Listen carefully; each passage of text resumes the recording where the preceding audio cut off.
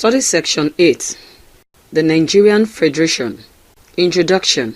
This study section will expose you to the historical signposts or roads to Nigerian Federation, highlighting pre-colonial events and their effects, colonial periods, and characteristics of the Nigerian polity. We will also examine the range of Nigerian constitutional arrangements, patterns in this evolution, the military interlude, coups, learning outcomes. After you have studied this section, you should be able to 1. Identify Nigerians' position in the world. 2. Discuss Nigerian pre-colonial era. 3. Outline the historical road to Nigerian Federation. 4. Describe the practice of federalism in Nigeria. Nigerian position in the world. In the African context, Nigeria is a mega-state. Even on a world scale, Nigeria is a major nation, larger than France or Britain. It claims over 1/5 of the people in Africa and has the world's largest black population. Its petroleum and its substantial standing military force guarantee its prominence in international relations. In the African context, Nigeria is a mega-state, even a world scale. Nigeria is a major nation, larger than France or Britain. It claims over 1/5 of the people in Africa and has the world's largest black population. Its petroleum and its historical standing military force guarantee its prominence in international relations. Although both were administered by British, the north and south of Nigeria experienced different versions of colonial rule. Its culture is divided by ethnicity and religion, especially between Christianity and Islam. The problem and prospects of many African mini-states are found in Nigeria, but at a more daunting scale and level of complexity. To know Nigeria is not necessarily to know Africa, but there will be little that is surprising in politics everywhere on the continent to one who is well acquainted with the Nigerian experience. However, Nigerians' prominent place in the world is more potential than real, because in recent years, Nigeria has been a sick giant. Our economy is tattered and the position of public service has broken down.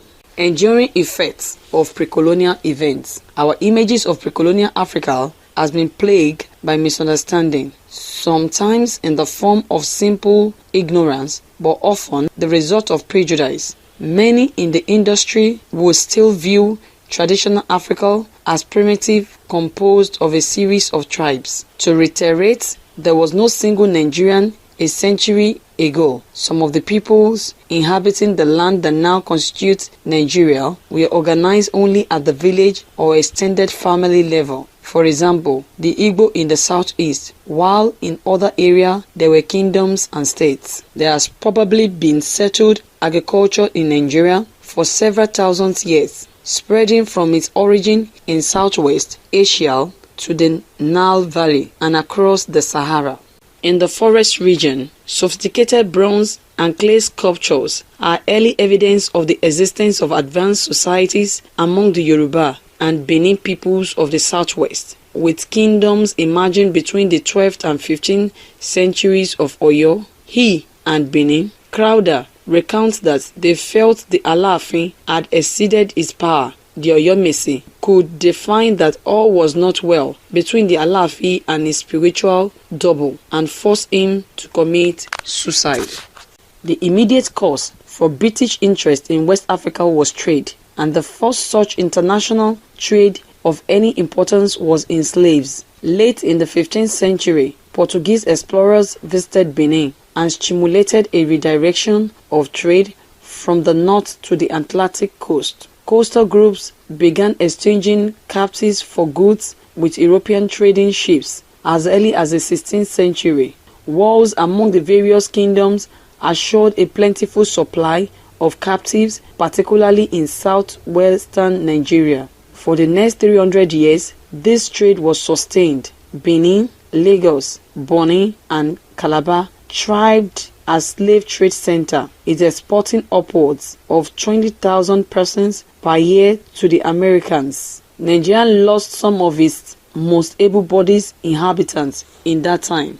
Historical roads to Nigerian Federation. In order to avoid the danger of war resulting from the competition for colonies. The great European powers met at the Conference of Berlin in 1884 to 85 and divided Africa into spheres of influence. In a wave of negotiations, imperialist wars and conquests, their efforts were successful, and by the beginning of World War I, 1914, maps of Africa showed clearly drawn lines with areas color-coded according to the European power claiming control. Nigeria was itself created in 1914 when the northern and southern protectorates, including Lagos, were brought under a single colonial administration. Northern Nigeria remained apart as such political structure as the Legislative Council involved in the South. Northerners did not sit on the Nigerian Legislature Council until 1947.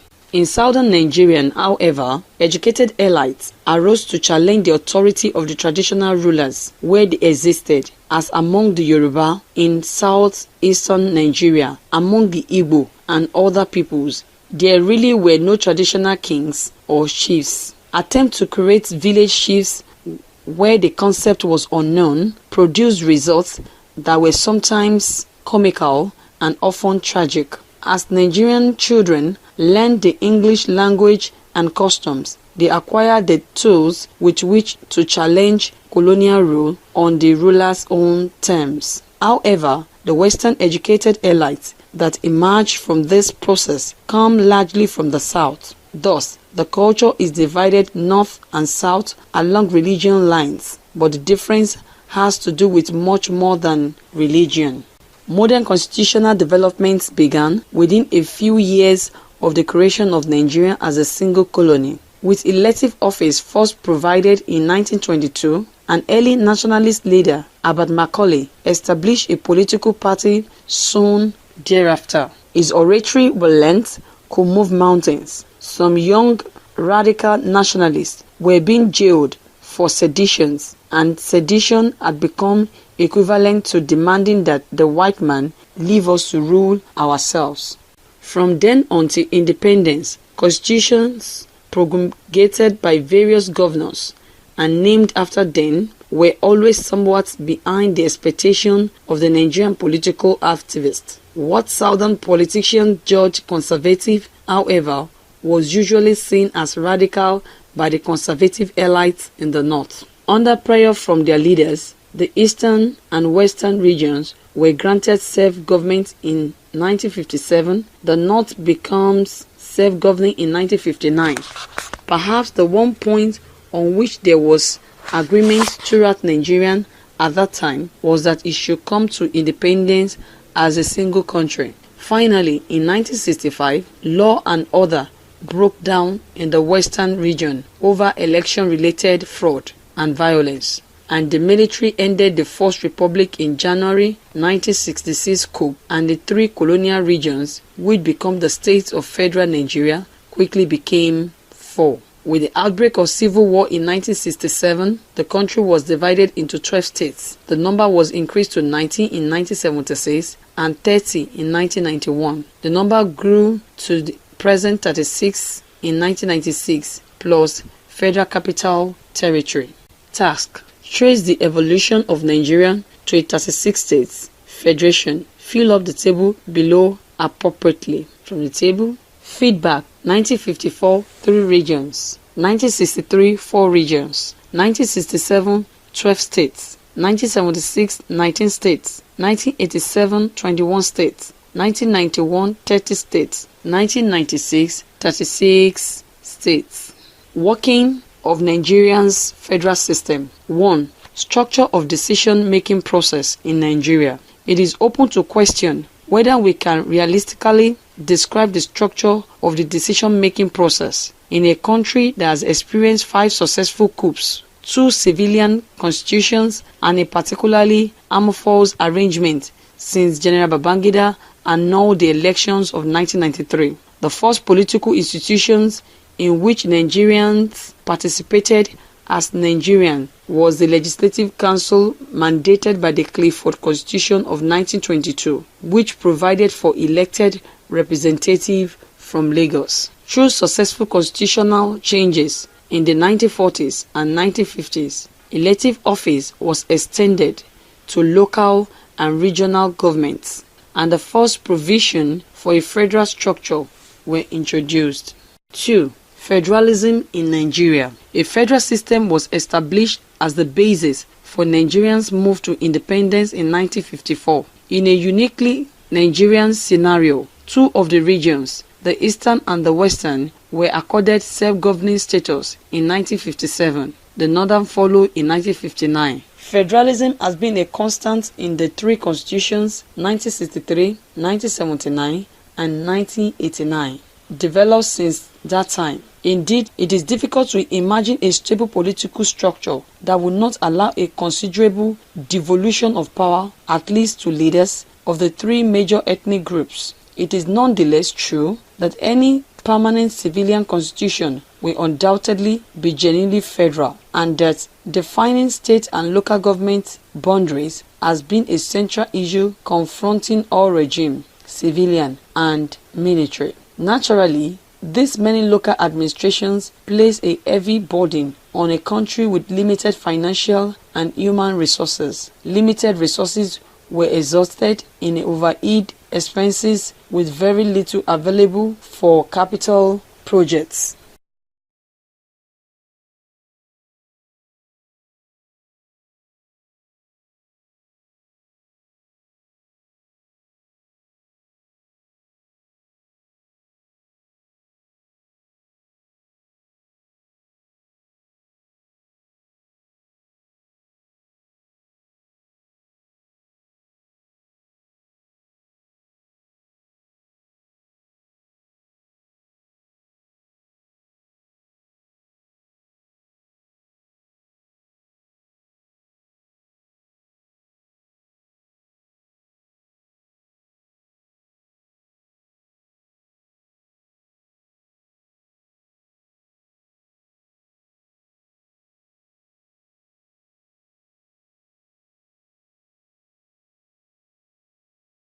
Clearly, the demands for creation of local government cannot be explained by the control of decision-making in an all-centralized system. Rather, even more local government is attractive because of the formulas-driven allocation of funds that support local activities. To remedy this situation, the 1989 Constitution provided direct payment of the federal allocation to local governments, and in 1990, that allocation was increased to 15% of federal revenues. All independence, there were 71,693,000 employees of federal and regional governments. By 1974, there were about 630,000, not counting the 250,000 in military service.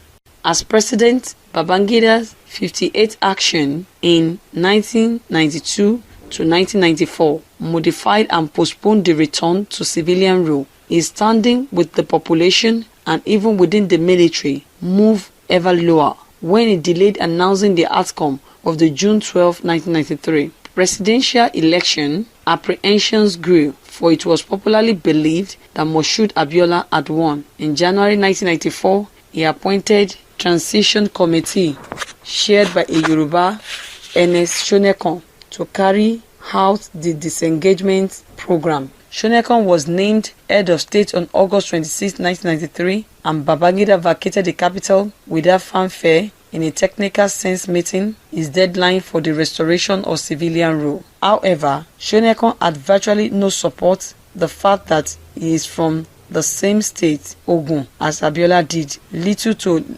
legitimize him even there. General Abacha has maintained the myth of return to civilian government without explaining how a new effort would be different from that which evolved from 1985 to 1993. He appointed a constitutional commission and an electoral board to plan the selection of delegates to a new constitutional conference. A warrant for his arrest for treason was immediately issued. Abiola was arrested on June 23rd and charged with 3 counts of treason. The Abacha appointed Anthony General simply ignored the request. Abiola, reportedly in poor health, has remained in custody. As time passes, it becomes ever less likely that he will be allowed to assume the office he claims. As Abacha's target date of January 17, 1995 came and went, the Constitutional Conference set a new date of January 1996 for a return to civilian rule. Politics at the macro level in Nigeria, as in the past decade, taking on the form of succession of military regimes that are constantly planning to return democracy with no progress towards that goal. In the details of this tableau, administrative and judicial proceedings continue as though a constitutional structure were in place. Study section summary. In this study section, we explored the historical developments of Nigerian federal system. From time immemorial, there have been different political kingdoms, but the colonial came and merged them together, but had different administration and control from the colony. We also examined constitutional changes in the 1940s and 1950s. Elective office was extended to local and regional governments, and the first provisions for a federal structure were introduced. A federal system was established as the basis for Nigerians' move to independence in 1954. Thus, a decentralized federal system was already in effect at independence. The Constitution of 1960 was explicitly federal, dividing responsibilities between the federal government and the three regions.